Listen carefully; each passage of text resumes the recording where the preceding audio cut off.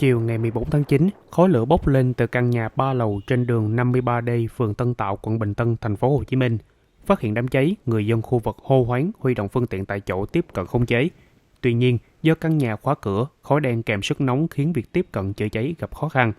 Cảnh sát phòng cháy chữa cháy và cứu nạn cứu hộ công an quận Bình Tân điều xe cùng nhiều cán bộ chiến sĩ đến hiện trường để chữa cháy.